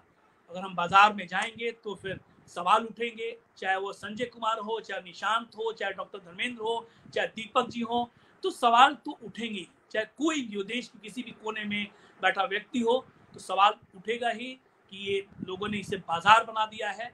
तो आज की इस वेबिनार का खास मकसद भी यही है कि हम इसे बाजार न बनाएं। हमसे कई लोग घोंसले मांगते हैं, पानी का बर्तन मांगते हैं, हमारे पास होता है, मैं दे देता हूँ या लाकर उनको दे देता हूँ। वो छोटा अमाउंट लगता है और मैं दे देता हूँ। लेकिन मैं उनसे आग्रह गुजारिश करता हूँ कि आप इसे मंगवा लीजिए। हमारे साथी डॉक्टर ध्रुव कुमार ने 16 बॉक्स मंगवाया और अपने घर पे भी लगाया, कुछ को बांट भी दिया। तो ऐसे लोग हैं, हमें आना होगा। दिनेश सर ने बहुत अच्छी बात की, धर्मेंद्र जी ने बहुत अच्छी बात की, बौद्धिकता होनी चाहिए और प्रकृति धर्म का पालन हम जो भूल गए हैं, क्योंकि इस प्रकृति में जितना हक हमें जीने का है उतना ही जीव जंतुओं का भी है, पेड़ों का भी है, और इसके लिए हमें सब मिलकर आगे आना होगा। शुक्रिया निशांत जी, हम चाहेंगे कि आगे कार्यक्रम को बढ़ाइए। सर आपसे भी सर एक हमारा सवाल है सर, जिसका हमें जवाब चाहिए सर। कई लोगों ने हमसे पूछा, जो हम लोग अभी पहले धर्मेंद्र सर से भी पूछा था सवाल, उसी को क्वेश्चन का है सर। जैसे कई लोग, जैसे अभी आपने सर नाम लिया जगत किंखाब वाले से सर ने, एक नालंदा में हमारे मित्र अंकित कुमार, अभी हाल ही में उनको काफी संख्या में घोंसला उन्होंने उनको भेजा, जो गत्ते का घोंसला था, और वो जगह जगह पे लगा भी रहे और बिल्कुल मुफ्त में, बिना किसी शुल्क के। यहाँ तक कि पोस्टल चार्ज भी जगत किंखाब वाले सर ने स्वयं पेमेंट किया। लेकिन वर्तमान समय में कई लोग पैसे से घोंसला बेचकर या फिर लोगों को दे देकर, और उसके एवज में लोग अपने आप को पक्षी संरक्षक कहते हैं, पक्षियों के विशेषज्ञ कहते हैं। इस पर सर मैं चाहूंगा कि ये समाज को जिस धारा में, दिशा में लेके जा रहा है कि जल्द ही केवल पक्षियों को नाम पे जो बाजारीकरण करा है, केवल अपने वो पैसे को कमाना कर लोग जो जरिया बना चुके हैं, उस पर सर आपकी क्या विचार है? सर आपका क्या राय है सर? देखिए, मुझे भी कई बार लोग बताते रह चुके, मैं मीडिया से भी जुड़ा हूँ, गवर्नमेंट मीडिया से जुड़ा हूँ, लगातार मैं लिखता रहा हूँ। मेरे पास कई व्हाट्सएप मैसेज कई लोग का आता है कि वो तो घोंसला यार ये कितने का आता है, मैं बता देता हूँ, 65 रुपये का घोंसला है और डाकघर 100 रुपये लगता है। अरे नहीं, ये तो मुझे 300 रुपये किसी ने दिया। देखिए, इसमें क्या है कि अगर उस घोंसले को वो मंगवा के देते हैं किसी को, तो नेचुरली कि उसमें पैसा लगता ही लगता है। अगर उसे बनवाएंगे, अपने पटना में बनाएंगे, तो कोई कारपेंटर आप रखेंगे तो बहुत उसका दाम होता है। 500 रुपये तो बनाने के एक दिन का मजदूरी ले लेता है। मैंने खुद अपने से 2 दाना घर बनवाया था, दाना घर लकड़ी का दाना घर मैंने बनाया है। तो हमारे घर में और सबके घरों में आरी होता है, कांटी होती है, थोड़ी सब कुछ होता है। खुद से प्रयास करें ना बनाने का। लेकिन ये जो लोग करते हैं कि खरीद कर भी संरक्षक बन जाते हैं, तो ये तो सोचना होगा उनको कि या तो आप व्यवसाय कर ले। हमारे एक साथी नरेश अग्रवाल जी हैं, वो जुड़े हुए हैं इससे, और उन्होंने बजब्ते एक दुकान खोल लिया है नाला रोड में खोला है, और बजब्ते वो बहुत कम मार्जिन पर, देखिए दुकान खोलेंगे, उसका दुकान का भाड़ा देना होता है, किसी को रखना होता है, तो ऐसी स्थिति में कुछ तो पैसे लेंगे ही उससे ज्यादा। लेकिन अगर वो कहते हैं मैं व्यवसाय कर रहा हूँ, गुजरात से अगर कोई लोग भेजते हैं, कुछ लोग निःशुल्क भेजते हैं, कुछ लोग पैसे लेते हैं, तो आप उनको देखिएगा कि बहुत मिनिमम लेते हैं। प्रकाश जी को मैं जानता हूँ, बहुत मिनिमम चार्जेस है उनके। अगर आप एक घोषणा बनवाने जाए बढ़ई से, तो आपको 500 से ज्यादा लगेगा। केबीसी के सुशील कुमार जी हैं, सुशील कुमार जी भी बॉक्स बनाते थे महंगे कॉस्ट से, काफी महंगा दाम लगता था उनको। तो मैंने उनको बताया, रास्ता बताया, और फिर उनका वो कम पड़ गया। अगर हमें कम पैसे में 2 बॉक्स मिल जाता है तो अच्छा। दूसरी बात ये है कि इस संरक्षण में अगर कोई एक बाजार बना रहा है और कोई मिशन बना रहा है, तो इस लोकतंत्र में सबको अपने अपने तरीके से जीने का हक है, और वो अपने तरीके से काम करते हैं, लेकिन सवाल न उठे इसका ख्याल रखना चाहिए। जी निशान जी सर, बिल्कुल सर आपसे एक और सवाल है कि अगर जैसे सर आपने भी बिल्कुल सही बात कहा, नरेश सर के दुकान पे मैं भी गया था, सामान लिया था सर, तो जो वो खुद को अपने आप को व्यवसायी कहते हैं, उन्होंने कभी खुद को गौरैया संरक्षक नहीं कहा। लेकिन वर्तमान समय में लोग घोंसले को बेचकर फायदे जो भी हो, मिनिमम फायदा हो, अधिक फायदा, उससे नहीं, लेकिन अपने आप को व्यवसायी कहते हैं। फिर लेकिन कई लोग ऐसे हैं जो ऐसा करने के बावजूद भी खुद को संरक्षक कहते हैं। इस पे सर मैं चाहूंगा कि ये ऐसा क्यों हो रहा है सर बाजार में? जब आप दुकान खोले हैं सर, सामान बेच रहे हैं, खरीद रहे हैं, तो आप एक व्यवसायी हो गए, ना कि आप संरक्षक हो गए सर। बिल्कुल आपने सही कहा। अगर सामान कहीं से ला के मंगवा के बेच रहे हैं तो वो व्यवसाय है। लेकिन नरेश अग्रवाल के बारे में मैं बता दूं कि उन्होंने मुझसे पूछा था कि गौरैया भैया आपके यहाँ आती है, मेरे यहाँ कैसे आई। मैंने उनको कहा था कि आप दाना पानी अपने घर पर रखिए, बॉक्स लगाइए। तो उन्होंने अपने से खुद से बॉक्स बनाया था अपने घर में गत्ते का, और लगाया था। और उनके घर में जब वो लगाया था तो आसपास के लोगों ने, बड़ी रोचक कहानी है, आसपास के लोगों ने उनको हड़काया, मकान मालिक ने हड़काया, कहा कि यार तुम किराया हो, किराएदार की तरह हो। क्यों कि जैसे ही उन्होंने दाना पानी रखना शुरू कर दिया, कौवे आने लगे, कबूतर आने लगे, और वो बीट करते थे तो गंदा होता था। तो इन्होंने कहा कि नहीं, गौरैया आएगी। क्योंकि गौरैया को एक कह सकते हैं कि प्रकृति धर्म से भी जुड़ी हुई है। लोग इसको लक्ष्मी के से जोड़ के देखते हैं, शुभ मान के देखते हैं, और वो हंसे और बोले कि अच्छा देखते हैं, देख लेते हैं। और आज ये स्थिति है कि कई साल बीत गए हैं, उनके घर पर गौरैया आती नहीं है, रहती है। दाना पानी की जो व्यवस्था उन्होंने कर रखा है, पूरे मोहल्ले वालों ने कर रखा है। तो वे गौरैया संरक्षक होते के साथ साथ वो एक व्यवसाय भी कर रहे हैं। ये बहुत बड़ी बात है, वो स्वीकार भी करते हैं। गौरैया संरक्षक के साथ साथ पर्यावरण संरक्षक भी हो।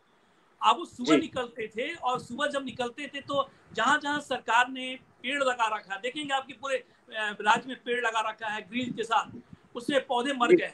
वो पीपल, नीम, तुलसी का पेड़ निकालते थे किसी का बड़े, और उसमें जाकर रोपते थे। पहले ग्रिल को साफ करते थे, और साफ करके पेड़ को रोपते थे। उन्होंने बड़ी मुहिम चलाई थी, और उन्होंने एक आइडिया दिया था कि कई ग्रिल को हटाया नहीं था पर्यावरण विभाग ने। मैंने इस पर लेख लिखा था, अपने मीडिया के साथियों को भी बताया कि भाई इस पर लिखने की जरूरत है। मैंने वन विभाग से भी आग्रह किया, प्रिंसिपल सेक्रेटरी साहब से आग्रह किया। तब जाके देखेंगे कि आप हवाई अड्डा एरिया में कई क्षेत्रों में वो पेड़ के चारों तरफ जो ग्रिल था लोहे का, उसको हटाया भी गया है। अखबारों ने मुहिम चलाई इसे लेकर। तो ये इसमें आप नहीं कुछ कर सकते हैं। वो उसको नजरिया तो आपको क्लियर रखना ही पड़ेगा। अगर आप व्यवसाय करते तो व्यवसायी है, फिर आप ठप्पा नहीं लगा सकते हैं अपने ऊपर। आज मैं गौरैया, मुझसे लोग कहते हैं कि मुझे गौरैया चाहिए। मैंने कहा मैं गौरैया को पालता नहीं। मेरे लोग आपके पास गौरैया देखने, कहाँ है गौरैया, दिखाइए। अरे भाई गौरैया मेरे घर पर आके मेरी दोस्त थोड़ी है, लेकिन गौरैया घरेलू पक्षी है, घरों में रहती है, आसपास में रहती है। मेरे यहाँ 24 घंटे दाने पानी की व्यवस्था है, आती है, खाती है, घूमती है, फिरती है, चल जाती है।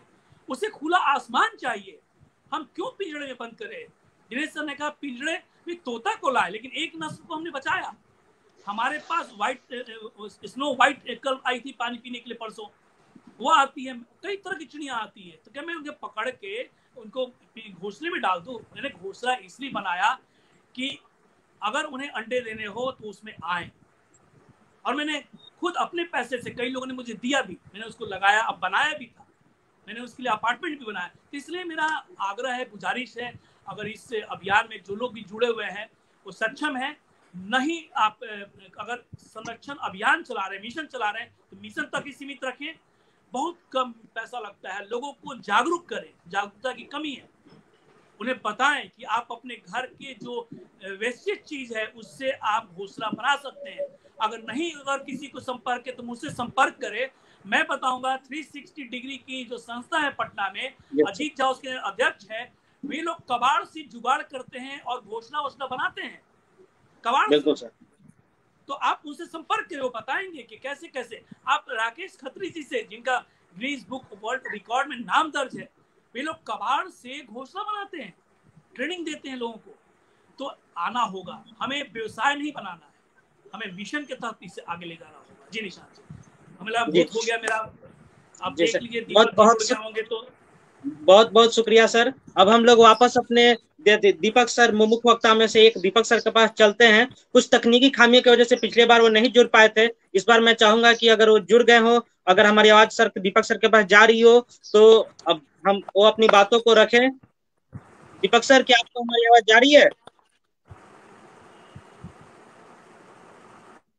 हेलो दीपक सर।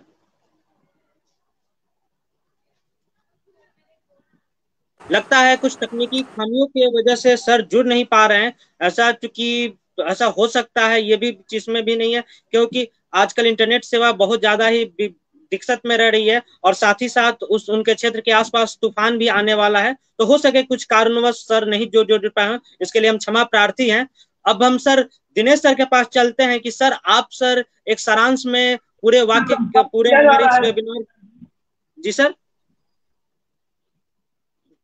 अच्छा, नहीं सर, हम दिनेश सर के पास जा रहे हैं कि सर आप सारांश में सर 2 शब्द में अपनी बातों को कंप्लीट करें सर, और हमारे आज का जो हमारा जो वेबिनार या परिचर्चा की जो मुख्य परिपाटी थी, उस पर सर आप 2 शब्दों सर आपसे मैं लेना चाहूंगा। आपको क्या अनुभव हुआ, किस प्रकार का?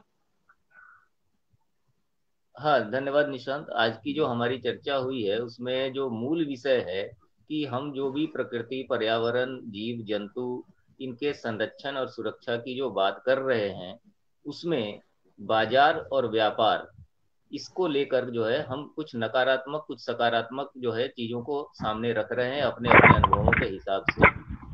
लेकिन जो मूल भाव है वो ये है कि जैसा कि हमारे एक पार्टिसिपेंट तिलक झा ने कहा भी है कि धन से घृणा करने की जरूरत नहीं है, व्यापार से भी नफरत करने की जरूरत नहीं है, बाजार से भी जो है हमें किसी तरह की चिढ़ नहीं होनी चाहिए, क्योंकि ये भी एक भूमिका निभाते हैं।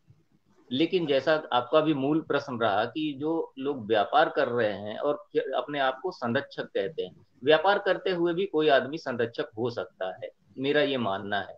व्यापार का भी उसकी एक अपनी जरूरत है, उस जरूरत को वो पूरा करता है, तो इसमें कोई दिक्कत की बात नहीं। पर हमें ध्यान ये रखना है कि चाहे मैं पिंजड़ा बना रहा हूँ, या मैं घोंसला बांट रहा हूँ, या मैं बेच रहा हूँ, पर उसके पीछे मूल भाव क्या है हमारा।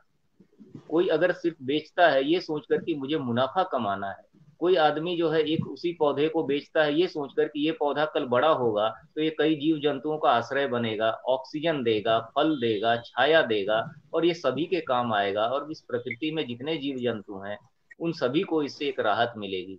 तो उसका बेचने का ये जो कर्म है, बेचने का उसका जो ये धर्म है, उसके पीछे का उसका भाव बदल गया। तो हमें सिर्फ ये देखना है कि कोई भी आदमी बाजार में, अगर हम बाजार को उसके हिसाब से देखें, तो बाजार का मूल धर्म ही है कि वो मुनाफा कमाता है, लेकिन उस मुनाफे के एवज में वो हमें कोई ना कोई सेवा देता है। उस सेवा के में उसका जो भाव है वो किस भाव से सेवा कर रहा है। अंत में हम चिढ़ जो है, या हम लोगों के अंदर एक आक्रोश जो है, या एक नकारात्मकता जो है, वो सिर्फ इसलिए आ गई है कि बाजार जो है अपने मूल धर्म को सेवा के अनुपात में मुनाफा लेने के बजाय वो इस अनुपात को तोड़कर कई गुना ज्यादा मुनाफा कमाना चाहता है, और यहीं पर उसका भाव खत्म हो जाता है। तो मैं एक लाइन में कहूंगा कि हम जो भी कर्म कर रहे हैं, जो भी वचन बोल रहे हैं, उसके पीछे हमारा मूल भाव क्या है। अगर भाव का अभाव हो तो प्रभाव नहीं पड़ता। मैं ये बार बार कहता हूँ, मैं दोबारा दोहराना चाहता हूँ कि अगर हमारे अंदर भाव का अभाव है तो प्रभाव नहीं पड़ेगा। चाहे हम बोले, चाहे हम कुछ कर्म करें, चाहे कोई लेखन करें या कोई प्रचार करे या किसी को कन्विंस करने की कोशिश करे, तो सबसे पहला है कि हमारे अंदर का भाव अगर शुद्ध होगा तो उसका प्रभाव भी शुद्ध पड़ेगा। यहाँ पर मूलतः यही बात है कि व्यापार करने के पीछे, बाजार बनाने के पीछे हमारा मूल भाव क्या है। बाजार ना हो तो वस्तुएं एक जगह से दूसरे जगह तक नहीं पहुंच पाएंगी, और जब बाजार एक चीज को एक जगह से दूसरे जगह पहुंचाता है तो वो अपना लागत मूल्य और कुछ मुनाफा कमाना चाहता है। यहाँ तक उसका भाव शुद्ध है, क्योंकि व्यापार का भाव ही है कि थोड़े से मुनाफे को लेकर के जो है आपको वस्तु और सेवाएं जो है वो दी जाए। लेकिन जब ये लगता है कि नहीं, मुनाफे के हिसाब से सारी चीजें निर्धारित होने लगे, वहां पर ये बाजारवाद जो आपने शब्द इस्तेमाल किया था, मैंने उसको इसलिए रोक लिया कि बाजारीकरण तक ही अपने आप को सीमित रखते हैं। बाजारवाद बहुत बड़ा विषय हो जाता है, तो इसलिए बाजार को हमें उस रूप में देखने की जरूरत है कि वो भी हमारे इस कार्य में, हमारे इस कार्यक्रम में, इस पर्यावरण संरक्षण में या प्रकृति धर्म निभाने में उसकी भी एक भूमिका है, उसका भी एक सहयोग है। हमें उस सहयोग तक हम उसके सहयोग में रहेंगे, लेकिन जब वो हमारे साथ असहयोग की मुद्रा में आ जाएगा तब ये सवाल उठते हैं जिसको लेकर आज हम ये सारी चर्चाएं कर रहे हैं। धन्यवाद निशांत जी सर, बहुत बहुत धन्यवाद सर। सर अब हम अपने इस परिचर्चा के अंतिम चरण में प्रवेश करते हैं सर।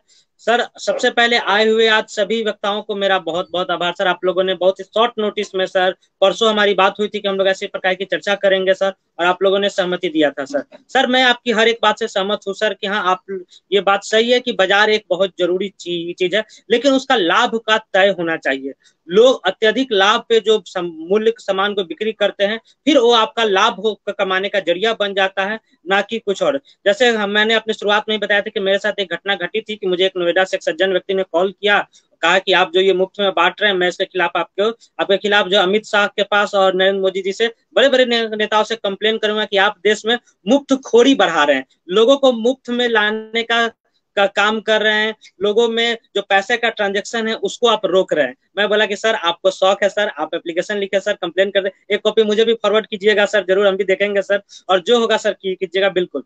सर मैं एक बात का कहना चाहूंगा कि अभी भी पर्यावरण संरक्षण या किसी भी प्रकार के अभियान के लिए सबसे महत्वपूर्ण होता है जन जागरूकता। अगर जन जागरूकता नहीं होगा तो कोई भी चीज संभव नहीं होगा। अभी हमारे एक श्रोता में ही एक ब्रजेश गुप्ता जी जुड़े हुए हैं, मैं उनका एक छोटा सा एग्जांपल देना चाहूंगा।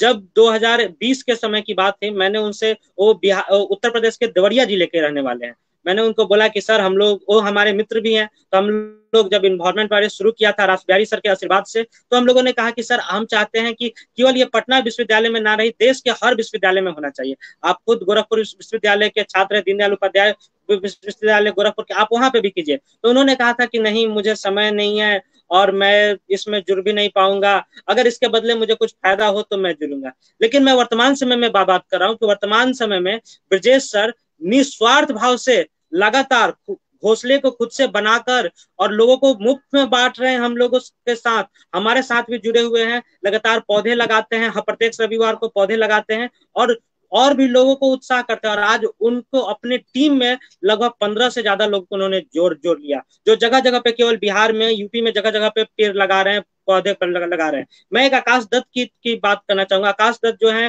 वो इनकम टैक्स विभाग में कार्यरत है नई दिल्ली में। उनके एक दिन ऑफिस में उन्होंने बोला कि हमारे यहाँ गौरैया है नहीं। अचानक उन्होंने ऑफिस में एक दिन जा रहे थे, उन्होंने अपने जो बेसमेंट होता है ऑफिस का, उसमें उन्होंने 2 गौरैया का जोड़ा देखा। उन्हें बहुत खुशी, उन्होंने तुरंत फोटो खींचा और हमें भेजा कि हमारे यहाँ भी गौरैया आ रही है। हम बोले कि सबसे पहले आप दाना पानी रखिए। आरंभ में तो चूंकि वो एक कामकार व्यक्ति हैं और चूंकि थोड़े से अभी आरंभिक जॉब है तो पारिवारिक दबाव भी रहता है उनके ऊपर, लेकिन फिर भी उन्होंने इसमें समय निकाल के हमारे साथ जुड़ के मुहिम में पौधारोपण करना शुरू किया, गौरैया संरक्षण पे काम किया। उन्होंने खुद पौधों को रेस्क्यू करने का भी काम किया। एक मैंने वीडियो कुछ दिन पहले डाला था जिसमें उन्होंने कबूतर के बच्चे को रेस्क्यू किया था जो पूरी तरह से घायल था। तो लोगों को जोड़ना और लोगों को जागरूकता बढ़ाना, ये सबसे महत्वपूर्ण है। अगर हर व्यक्ति जागरूक हो जाए, अगर हर व्यक्ति इसमें काम करने लगे, तो भी फिर सरकार की कोई जरूरत नहीं कि खुद लोग आपस में मिलकर ही पर्यावरण को सुधार लेंगे और सब कुछ कर लेंगे। मैंने कुछ दिन पहले एक जगह पढ़ा था कि पर्यावरण को साफ करने की जरूरत नहीं है, बस उसे गंदा करना छोड़ दे, वो अपने आप साफ कर लेगी। बस यही चीज चीज है कि हम लोगों को बस गंदगी फैलाना अपने पे कंट्रोल कर ले, हर व्यक्ति स्वयं से अगर करना शुरू कर दे तो फिर किसी दूसरे को बताने की जरूरत नहीं। पृथ्वी अपने आप हमारी तरह बहुत ही खूबसूरत है और ज्यादा खूबसूरत हो जाएगी। मैं संजय सर की बातों से भी बिल्कुल सहमत हूँ। संजय सर ने बहुत अच्छी बात कही कि किस तरह से लोग आज के समय बाजारीकरण बढ़ा है, लोग उनसे मांगते हैं। मैंने कल ही पोस्ट में देखा था कि सर को किसी ने मैसेज किया था फेसबुक पर कि मुझे हरा घोंसला चाहिए। सर ने कहा कि आप आराम से बना सकते हैं। उन्होंने पूरे चैट में ही पूरा डिस्क्रिप्शन दे दिया था कि कैसे कैसे आपको बनाने हैं, आप बनाकर उसका उपयोग कर लीजिए। उन्होंने बोला कि ठीक है, उन्होंने बोला कि अगर गत्ते का चाहिए तो बोलिए, हम आपको दे भी देंगे। तो ये चीज लोगों को सिर्फ हम दे दे इससे इंपॉर्टेंट नहीं है, लोगों को जागरूक करें कि आप भी इसके साथ जुड़े और लोगों को भी जागरूक करें। इसमें बहुत बहुत सर का आभार। और सर ने बहुत अच्छी बात कही कि बाजारीकरण कितना हावी हो रहा है और एक खुद तक सीमित रहना चाहिए। अगर इस पे उंगली उठेगा तो दूसरे व्यक्ति भी आप पे उंगली उठाना शुरू कर देंगे। अगर कोई एक गलत काम करता है तो गलती जो है सभी लोग, पूरे गांव, अगर किसी एक गांव में कोई व्यक्ति चोर निकल जाता है तो पूरे गांव के लोग की बदनामी होती है, पूरे गांव के लोग को खराब कहा जाता है। उसी प्रकार अगर एक व्यक्ति इसमें अपना लाभ के लिए अपनी फायदा देखने लगे तो हजारों आदमी वैसे आ जाएंगे जो पूरे समूह को ही उसी नजर में देखेंगे। इस पे मैं धर्मेंद्र सर की बात करना चाहूंगा। सर ने बहुत अच्छी बात कहा कि जैसे ही आज कहते हैं कि हम एनजीओ वाले हैं, लोग कन्नी काटना शुरू करते हैं। लोग समझ जाते हैं कि ये कागजी घोड़ा दौड़ाने वाले व्यक्ति हैं, ये कोई काम नहीं करेंगे, इधर का पैसा उधर करेंगे। अभी धर्मेंद्र सर ने बात कहा, बिल्कुल सही बात है सर। आज के समय में ये काम जो इतना सेवा का काम था, वर्तमान समय में एक दूषित काम हो चुका है। हर कोई हेय के दृष्टि से देखना शुरू कर चुका है, क्योंकि लोग समझते हैं कि जो भी ये काम कर रहा है अपने लाभ के लिए काम कर रहा है, केवल पैसे के लाभ के लिए कर रहा है। आज हमारे साथ दीपक सर नहीं जुड़ पाए, इसके हमें अफसोस है, लेकिन हम जल्दी उनके साथ फिर से जुड़ेंगे और उनसे बात करेंगे और भी हमारे अन्य टॉपिक पे। अभी तत्काल के लिए बहुत ही बहुत शुक्रिया। और तमाम श्रोतागण, तिलक सर बीबीसी न्यूज के जो पत्रकार भी रह चुके हैं, दरभंगा के निवासी हैं, सर जुड़े। और उस सर की बात पे भी मैं बिल्कुल सहमत हूँ कि हमें पैसे से कोई दुश्मनी नहीं है। पैसा तो हर किसी को प्यारा होता है, हम हो या किसी को, हर कोई काम पैसे के लिए करता है, लेकिन उसकी एक सीमा होनी चाहिए। ये बात सच है कि भाई पैसे सभी को चाहिए, लेकिन एक सीमा में। अगर अत्यधिक कोई भी काम हो जाएगा तो वो सही नहीं रहेगा। इसके लिए आज के लिए आए हुए सभी वक्ताओं को, सभी श्रोतागणों को और सभी मुख्य अतिथियों को मेरा बहुत बहुत शुक्रिया और शुभकामनाएं सर, और बहुत बहुत आभार सर कि आप लोगों ने अपने कीमती टाइम से निकालकर आप लोग हमारे साथ जुड़े और हमारी इस परिचर्चा में भाग लिया। हमारा परिचर्चा का उद्देश्य किसी व्यक्ति को निजी उस पर हमला करना नहीं, या फिर किसी व्यक्ति से द्वेषता नहीं है। हमें एक समाज को, एक ढंग को दिखाना था कि एक इस प्रकार का भी काम हो रहा है जो नहीं होना चाहिए, या उसकी एक सीमित मात्रा होनी चाहिए। अगर ये अत्यधिक हो जाएगा तो इस पे हर कोई प्रश्न उठाना शुरू कर देगा। इसके लिए बहुत बहुत आभार। संजय सर का बहुत बहुत आभार कि उन्होंने एक अच्छा वेबिनार प्लेटफॉर्म हमें दिया ताकि हम अपनी बातों को रख पाए। संजय सर ने भी बहुत अच्छे से अपनी बातों को रखा, धर्मेंद्र सर ने बहुत अच्छे से बातों को रखा, उनको बहुत बहुत आभार। सर बहुत व्यस्त चलते हैं और बक्सवाहा जंगल में उनका तो योगदान अतुलनीय रहा है। दिनेश सर जो पर्यावरण चिंतक भी हैं और लोगों को जागरूकता करने वाले भी हैं। हम कई लोगों ने मुझे पर्सनली मैसेज करके कहा है कि दिनेश सर की बातों से वो काफी प्रभावित होते हैं और वो दिनेश सर से हमेशा सीखना चाहते हैं और एक बार उनसे मिलना भी चाहते हैं। तो कभी ऐसा मौका मिले तो जरूर सर हम लोग मिलेंगे सर, और ऐसा होगा सर। इसके लिए बहुत बहुत शुक्रिया सर। आज की परिचर्चा हम इसी पे समाप्त करते हैं सर। सर परिचर्चा को समाप्त कर दिया जाए सर। संजय सर परिचर्चा को समाप्त कर दीजिए। जी बिल्कुल, अब हम मिलते हैं फिर किसी खास विषय को लेकर अगली बार। तब तक के लिए इजाजत, पूरी टीम को नमस्कार। नमस्कार।